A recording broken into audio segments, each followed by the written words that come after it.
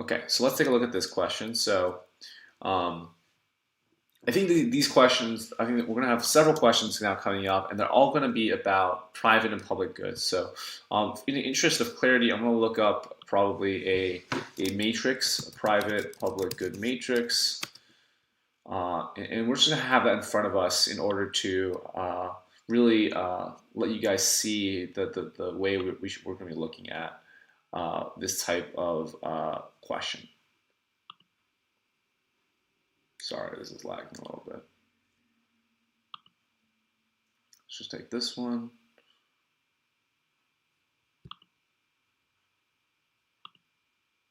What's going on here? Come on.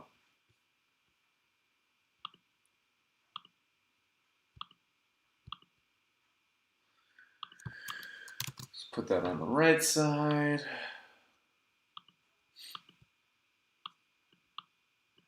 And we have our matrix, right? So this is kind of the matrix we think about when we're talking about private versus public goods and everything in between. I'll explain this really quickly. So there are two ways in which we kind of characterize goods, and that allows us to classify them into four categories. The first way is whether a good is rivalrous, and the second way is whether the good is excludable. So rivalrous talks about whether or not a good can be whether consumption of the good by me prevents consumption of the good by somebody else. And so something like this, a classic example is just food, right? If I eat any food, that means nobody else can eat it, right? And so food is a rivalrous good. A non-rivalrous good might be something like, well, let's take one of these examples, an online Wall Street Journal, an online newspaper. Me reading the online newspaper does not, prevent anybody else or reduce the ability of anybody else of reading that newspaper, right? And so that's going to be a non-rival good. So that's that first characterization of rivalry. And the second characterization that we look at is excludability. So non-excludable goods are goods in which you can't prevent people from kind of consuming the good. And so a classic example of that is like fish in the sea, right? You can't really, because the sea is so large, you can't stop people from fishing if they want to. And so those fish are non-excludable. The other kind of flip side of that is an excludable good, which is something that you can prevent people from consuming. And so that might be something, again, like food. If I have food, I might say, I'm going to lock this food up in my fridge. Nobody else is allowed to eat it. I can stop you from eating my food, right? And so that's going to be an example of an excludable good. And so again, that's our two ways of looking at goods: excludable and rivalry, excludability and rivalry. And then we get into this interesting dynamic of the intersection of these two characteristics. And that gives us this matrix with excludability on the column side and rivalry on the row side. And we can look at the different matrices where these two kind of characteristics combine to figure out the four types of goods. So we'll first talk about the most common type of good, and that's going to be your private goods. And those are goods which are both rival and excludable. Goods which I can stop you from consuming, and goods where my consumption decreases someone else's consumption or prevents someone else's consumption. So private goods, because by their nature they are both rival and excludable, are going to be things that we're very used to. They're very everyday things. Just regular objects are typically rival and excludable. Things like physical goods are rival and excludable, and so those are our private goods. Now let's hold rivalry constant and say, let's talk about goods which my consumption reduces your consumption, but instead of allowing them to be excludable, we suddenly change them to be non-excludable. And so this is what we start to get into the kind of mixed categories, and this is called common goods.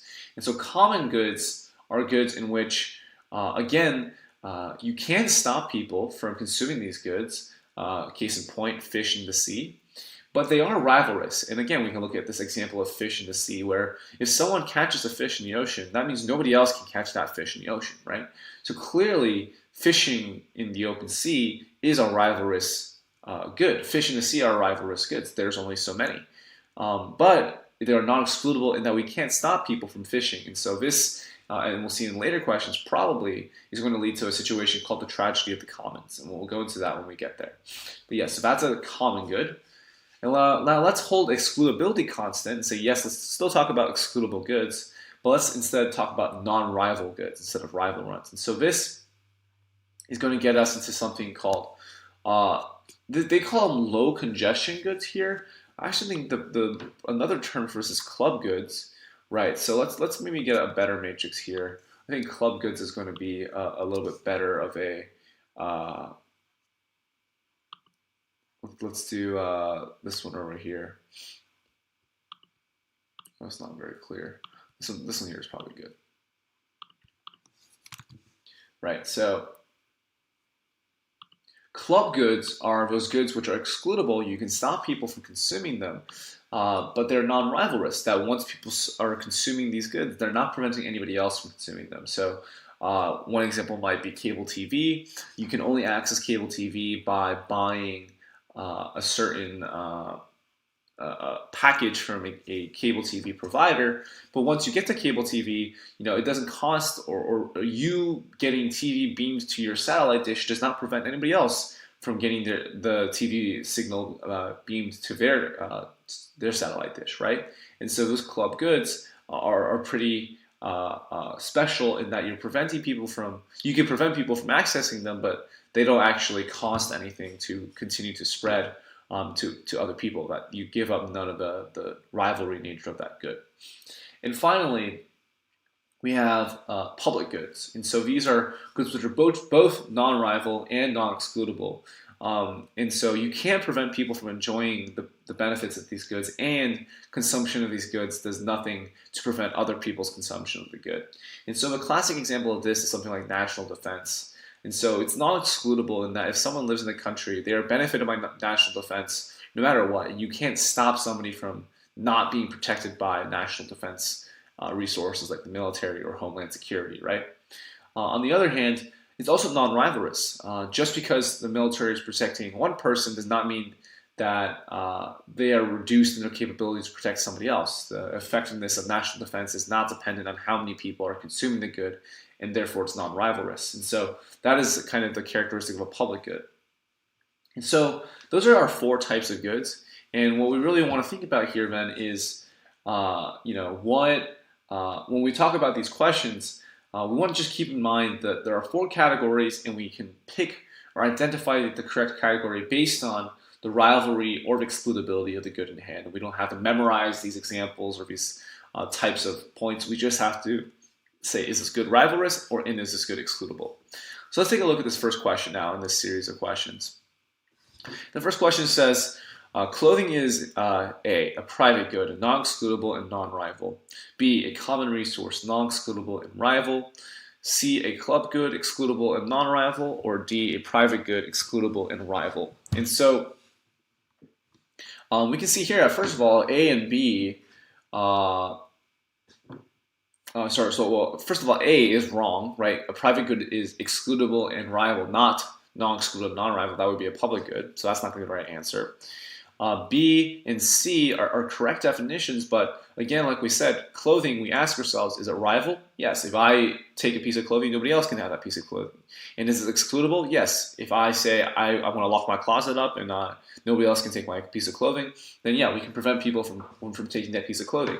And so we know that because clothing is both excludable and rival, then we would characterize it as a public good, right? And so that would be our, not a public good, a private good. And so D would be the right answer here, a private good, excludable, and rival. So let's go down and see what it's a lot of questions. Let's see which the answer choice the previous year wrote, and they also said D for question number 1. So we're on the right track here. Let's take a look at question number 2.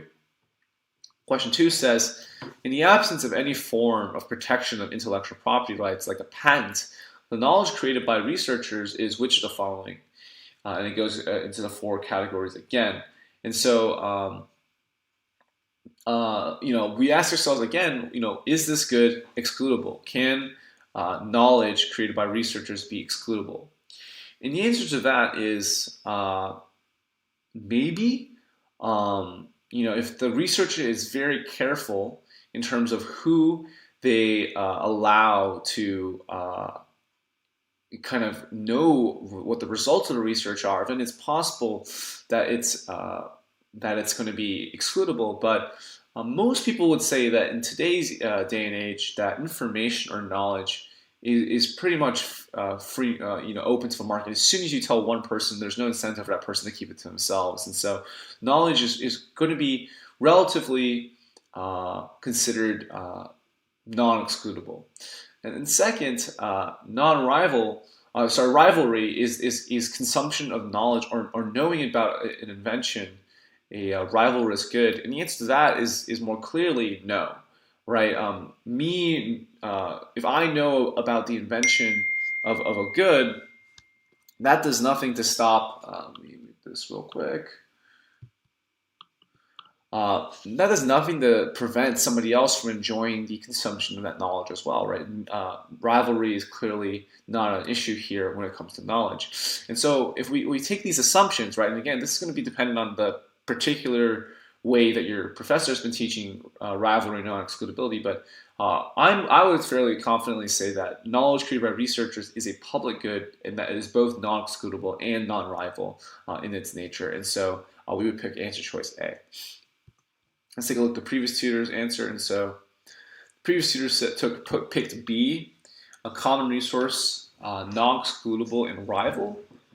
So I think there was maybe an argument for club good, but definitely not for common resource, right? There's no rivalrous nature of information, and whether or not it's non-excludable or excludable, it's up for debate. But I don't think B is definitely. I don't think B is the right answer here. So let's make that amendment. We're going to pick answer choice A. Public good information is non-rival because knowledge of information does not reduce the ability of others to consume it. Additionally, information is arguably non-excludable in that it usually ends up in the public domain where everybody has access to it. Okay, so that's going to be our explanation for number 2, and we'll keep that and move on to the next question. Question number 3 says, we saw in class that the same good can fall into different categories depending on the circumstances. And so an example of such a good would be watching a movie at the theater. If a lot of people want to watch it, the movie is a blank. If very few people want to watch it to a point where a room cannot even be filled, the movie is likely to be a blank. And so again, this question seems kind of niche. And again, we just have to go back to the two things that we talk about anytime we're talking about a type of categorization of a type of good. And the first question is this good excludable? And so we would say in this situation, regardless of how many people have bought a ticket to go watch a movie, because by the very nature you have to buy a ticket to get into the movie theater, we would call this an excludable good, right? So we know that it's going to be either one of our two types of excludable goods, either a private good or a club good. And so let's say it's going to be excludable, right? Because you have to buy a ticket to get in. Next question is this good rivalrous? And so this might be a situation in which there are two different conditions given by the context of the question. So the first scenario is that a lot of people want to watch a movie.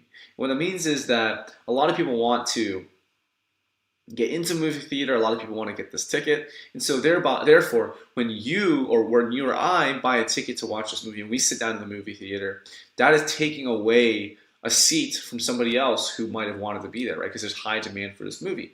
And so that means that this good is rivalrous, that my consumption of this movie is preventing somebody else from enjoying this movie, right? And so we would call that situation a private good in that first context. In the second context, if very few people want to watch this good to the point, watch this movie to the point where a room can't even be filled, what that means is there's pretty low demand for this movie, and so there's plenty of tickets to go around, and that more likely means that it's going to be a club good because it's a non-rivalrous good now. I can buy a ticket to get into this movie theater and watch this movie, but because the room can't even be filled, there are plenty of tickets left for everybody else, and my consumption does not prevent somebody else from buying a ticket and getting into this movie theater. So that's what we would call a club good. And so the answer here would be answer choice C. If a lot of people want to watch this movie, the movie is a private good, and if very few people want to watch it, the movie is likely to be a club good. And so let's make sure the previous tutor picked answer choice C. And the previous tutor said C, a private good and a club good. So that's great. Let's move on to the next question. Answer question 4. Which of the following statements about the Freerider problem is not true? So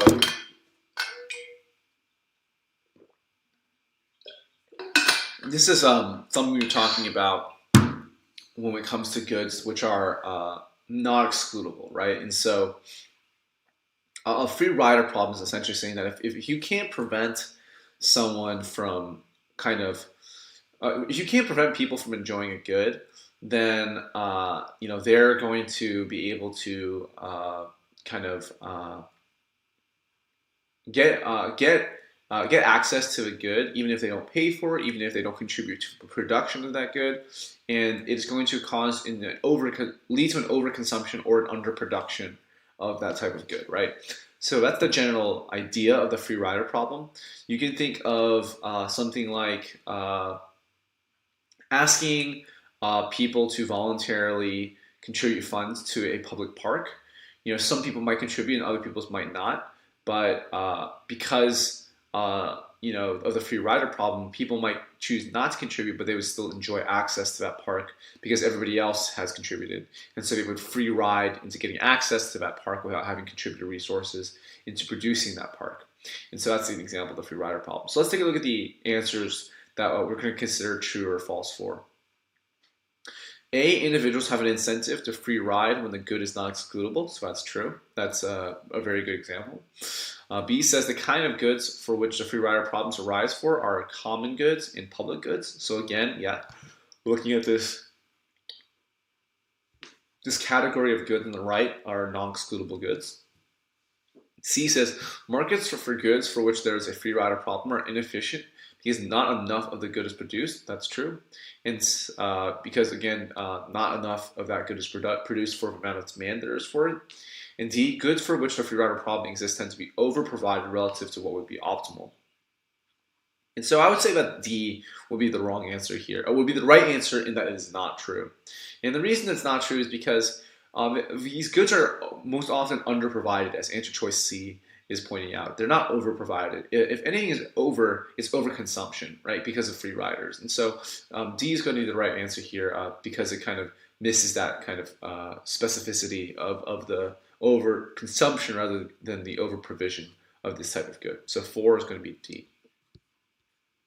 Let's take a look at the previous tutor. So the previous tutor also picked answer choice D, which is great. So let's take a look at question number 5. So question 5 says, to achieve the efficient provision of public goods, the A, market should be allowed to operate without government intervention. B, government must limit the provision of those goods. C, government must tax producers of those goods. Or D, government must either provide those goods or subsidize their production. And so one thing to note here is that when we have a public good, what we consider that is to be is a market failure, right? Because public goods are not provided to the societally optimal amount, and so this is a situation in which government intervention is welcomed and necessary. If you let the market operate without government intervention, as answer choice A would allow you to do, then public goods would be permanently underproduced because nobody has an incentive to really produce public good. You can't stop people from using your good once you've produced it, and there's also it can be consumed in an unlimited quantity. So it's really hard, especially because of that non-excludable nature. It's really hard to monetize that type of production of goods, right? So A is not going to be the right answer. And so the question is, what can government do to achieve the efficient provision of public goods? So B, the government limiting the provision of these goods would worsen the problem, because our problem already is that these goods are not being produced to the right levels, right? They're underproduced, and so there's no need for a government to limit. The government should actually be stimulating the production of these goods. C says government must tax producers of those goods, and that similarly limits the production even more rather than stimulating production. And so D is going to be the right answer here. The government must either step in and provide these goods, or they must subsidize the production of these goods in the private market so that private producers have some additional incentive to produce more of this public good until it reaches the socially optimal amount. And so D is going to be the right answer here, and that's the typical government reaction to public goods. D. So 5D is the answer choice the previous tutor picked as well, so we're happy with that. 6. Which of the following statements about public goods is not true? A. Because people cannot be excluded from their consumption and thus have no incentive to pay for them, public goods are underprovided by the market. That's true. B. Efficiency requires that the government provide or fund or subsidize the provision of all public goods. That's not necessarily the case, right? There are some probably scenarios where the government would rather not provide or subsidize a public good if it has more costs than benefits, and so that's not necessarily going to be the answer here. Well, let's take a look at answer choice C and D first. C says efficiency requires the government provide or fund only the public goods that create more benefits and costs to society. And I would find that probably better, a more adequate answer choice relative to answer choice B. D says in reality it is hard to provide public goods efficiently, and that is very true. It can be hard to tell exactly how much of a public good should be provided, what level of benefit is provided by the public good, etc. So that's going to be true as well. So B seems to be the only one that's not true. Efficiency requires that the government provide or fund or subsidize the provision of all public goods. All is just all is very over-inclusive, and so I don't think that's going to be the right answer here. C says efficiency requires the government provide or fund only the public goods that create more benefits than costs to society. So yeah, I mean, this is difficult. I would say 6, maybe answer choice B instead of C. I think it depends. These look like very specific questions by a professor. It probably depends on how the information is presented by the professor in class. But in terms of efficiency, it seems difficult to justify why government would spend money on a public good that provides more costs than benefits, right? And so I guess there could be equity concerns. But from an efficiency standpoint, efficiency is talking all about cost and benefit. It's talking all about surplus, right? So B is more likely to be the answer. Let's say B is a strong contender for the correct answer rather than C, although it may depend on the professor's specific lecture notes.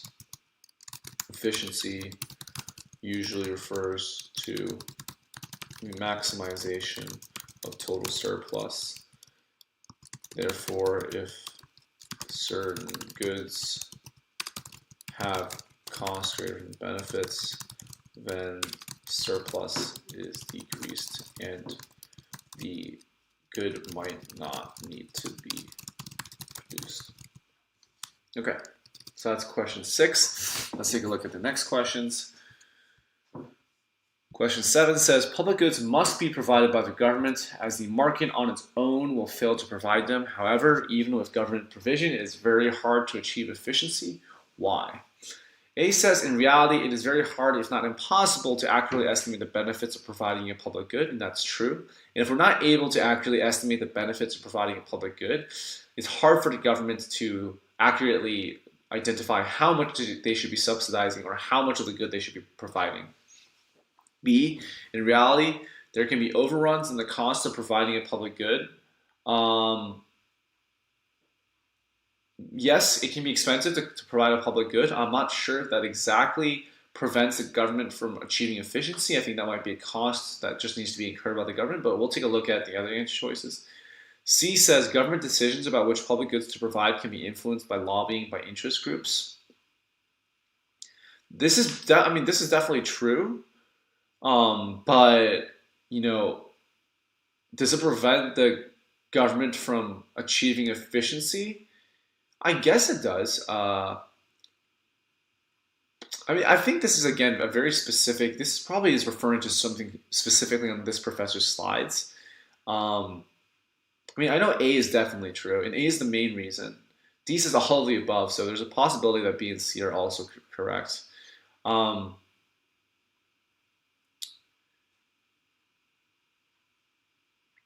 I would say that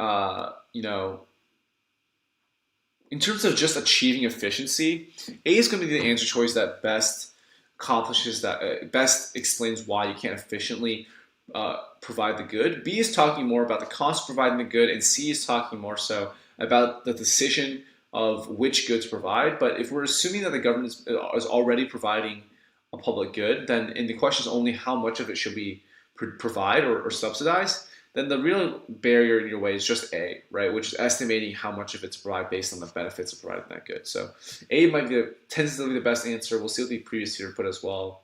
And the previous tutor also said A. In reality, it's very hard, if not possible, to accurately estimate the benefits of providing a public good. So we're just going to stick with that. Let's take a look at the next question. 8. Which of the following is not a common resource? A. Congested roads. B. Clean water. C. Wildlife, which hunters want to hunt and others want to view. Or D. A fireworks display. Taking a quick refresher. Again, common goods are non-excludable but rivalrous. And so we're looking at each of these goods and identifying whether or not they fall into that category. So A says congested roads. Non-excludable, yeah, you can't stop somebody from going onto a road or a highway most of the time unless it's a toll road. And rivalrous, does my presence on this congested road prevent somebody else's presence or decrease the ability of somebody else from enjoying this road? And so yes, I would say that is the case with congestion, because it means that by consuming this resource, the road, I'm actually contributing to congestion and making it less able to be consumed efficiently by other people who might want to do so. So congested roads do fall into a category of common goods. B says clean water. Is it non-excludable? This is a tricky one. Well, yeah, you could say that is non-excludable. If you think about clean water more so in terms of like being able to turn on your faucet and get clean water, then it is non-excludable in that if you provide clean water to a certain area, then everybody is going to get clean water. Is it excludable? Sorry, not excludable. Is it rivalrous? Yes, it's definitely rivalrous, because if I consume clean water, nobody else can consume the water that I am consuming, right? We're going to put an asterisk around this question because I think there's an argument here depending on the context in which you're talking about clean water, but we will see after taking a look at the other answer choices. C says wildlife, which hunters want to hunt and others want to view. So it is non-excludable in that you can't stop people from going out and looking at wildlife or hunting wildlife, right? Well, that's actually true. You could require a permit. But assuming no permit is required, it is non-excludable. C, rivalry though for wildlife, it is definitely rivalrous, right? A hunter who hunts wildlife prevents others from viewing that wildlife, right? And so that is going to be a rivalrous good in which my consumption, hunters' consumptions of this good, is reducing the consumption by others who want to view. So we're also going to put an asterisk around that. Let's take a look at D. Maybe D will be a clear answer that we can definitely pick. D is a fireworks display. So is it excludable? No, it's not excludable. If you put on a fireworks display, then you can definitely make it so that others. You definitely can make it so that nobody else who is not, paying for his fireworks display can enjoy it, right? Everybody, if you see a fireworks display, maybe on July 4th, you'll see people putting up fireworks displays all the time, and you're not, nobody's able to stop you from doing that, right? They can't shield you from seeing that. And is it a rivalrous good? And I would have to again say no, right? A fireworks display being viewed by me, my viewing of the fireworks display does not prevent somebody else from viewing that fireworks display, right? And so I would consider this also a non-rivalrous good. So between non-excludability and non-rivalrous, we would characterize this as a public good. And so it would not be a common resource. And I think D is a fairly a good answer for why, which one of these answer choices is not a common resource. So why don't we stick with D for this answer? So let's take a look at the previous question answer about the tutor gave, and they also picked D, a fireworks display, which is good. And let's take a look at question 9. Many species of animals must be protected by law to keep them from extinction. Why are cows not one of these endangered species, even though there is such a high demand for beef? A says cows reproduce at a high rate and have adapted well to their environment. B says public policies protect cows from predators and diseases. C, cows are privately owned or private goods, whereas many endangered species are owned by no one, a common resource.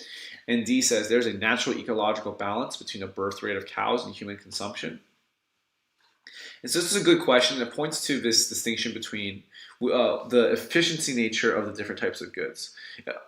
Private goods are by and large going to result in very efficient markets because people have an incentive to protect their private goods. They're both excludable and rival. And so anytime a good is private, there's normally an efficient amount of consumption of those goods, right? You can think about and cows are definitely privately owned, right? These days, people own these cows on ranches. You can't own. My owning of a cow prevents you from owning the cow, and I can stop you from owning my cow by putting up a fence or saying that this is not for sale. So if you think about cattle owner, then the cattle owner actually have an incentive not to slaughter all of their cows, right? Because if they slaughter all of their cows for meat, that means they have no cows left to kind of continue to give birth to new calves and continue kind of making money off of their private goods. And so there's actually a private interest because people own these cows as private goods for a cattle owner to efficiently kind of control the population of their livestock so that there's always enough for a continuing population. And that's the reason why cows are not endangered, because of that private motivation to keep them alive. Meanwhile, for common resources, because they're not excludable, right? You can think about this is the case with a lot of animals that are being poached in like Africa. Think about elephants. Nobody owns the elephants, right? They're just wild elephants, but so they're not excludable.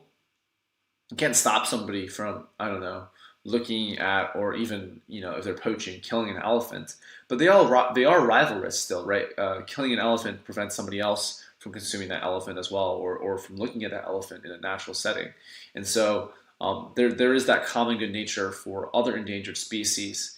And so that is one of the big reasons why those species are going extinct, is because nobody can stop people from consuming these goods, and yet they're rivalrous and they're worth money. And so this is what we call the tragedy of the commons, where common goods are overconsumed because of this rivalrous but non-excludable nature of their goods. And so C is going to be the right answer here. Cows are privately owned private goods, whereas many endangered species are owned by no one. So let's take a look at number 10 for the previous tutor's answer. Or sorry, number 9. So 9C as well. Cows are privately owned, whereas many endangered species are owned by no one. Great. Let's take a look at question 10.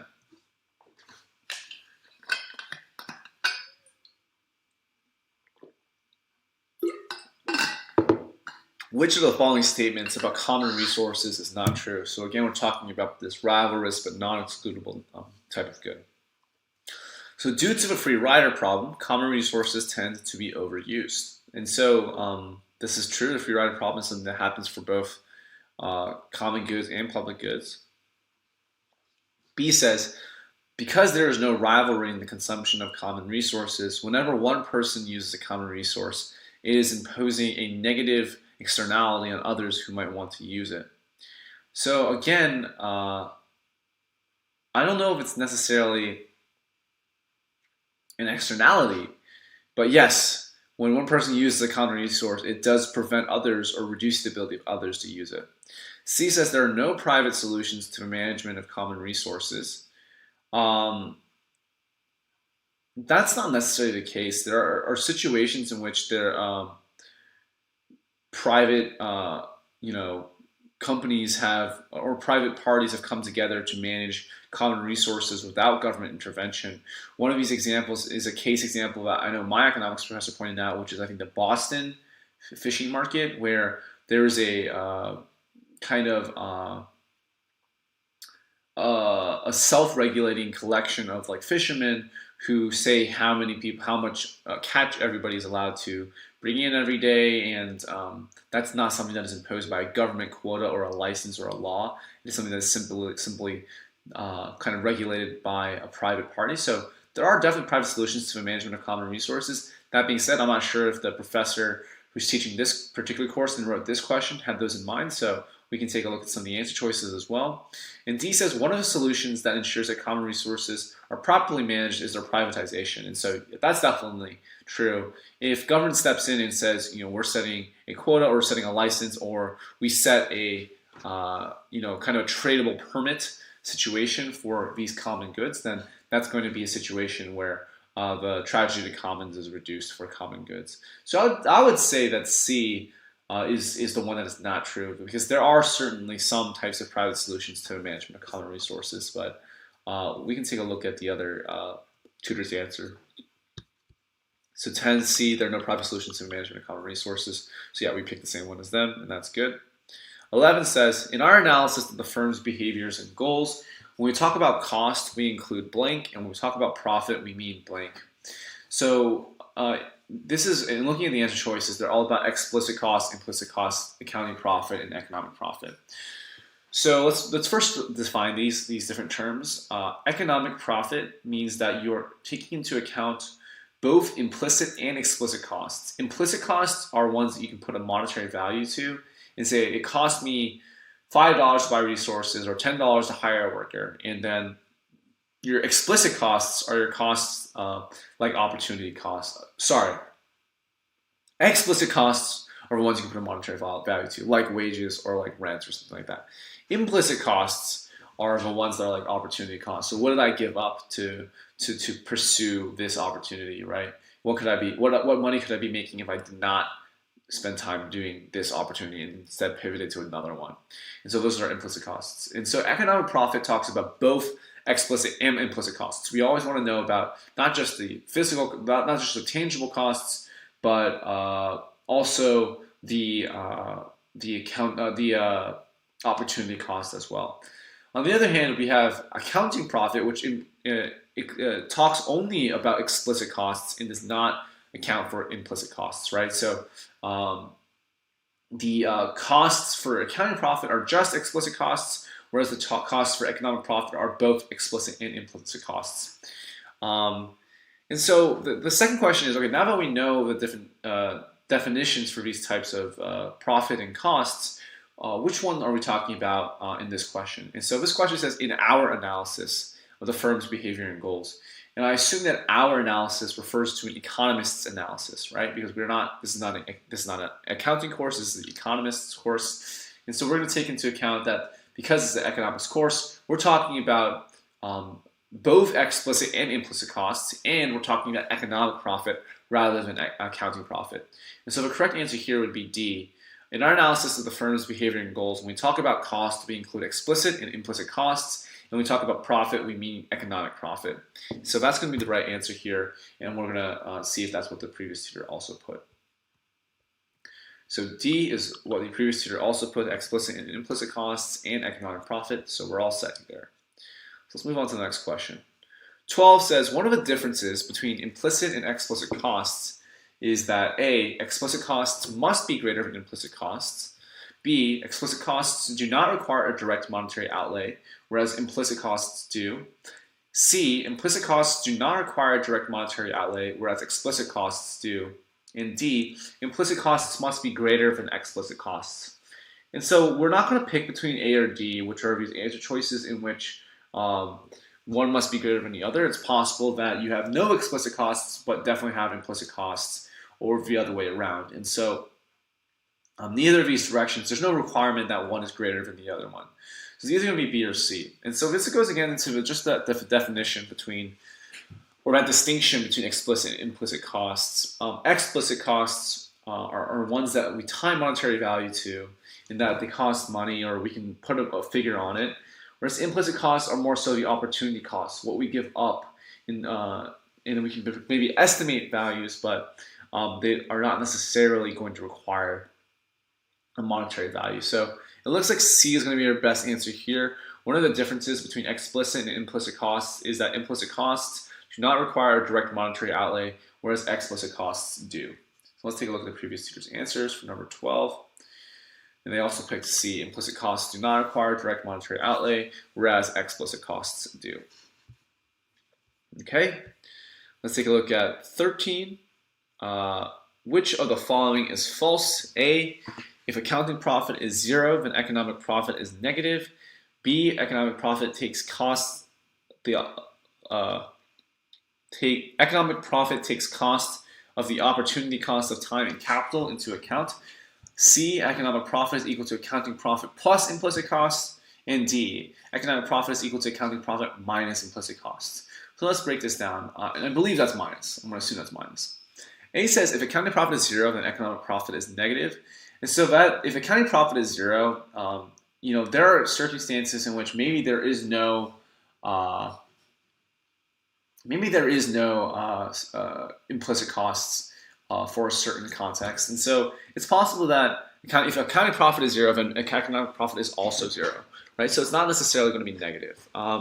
It would definitely not be positive, right? Economic profit is always going to be equal to or lower than accounting profit because you're taking into account additional costs, but it's not necessarily going to be negative if accounting profit is 0. So I'm not going to pick A. B says economic profit takes cost of opportunity, cost of time, and capital into account. And this is true, right? Again, we're talking about economic profit, not accounting profit. And so there is going to be that element of what could I have been doing with this time or capital if I wasn't pursuing the current opportunity and taking that into account as an implicit cost. So that is definitely going to be correct. C says economic profit is equal to accounting profit plus implicit costs. That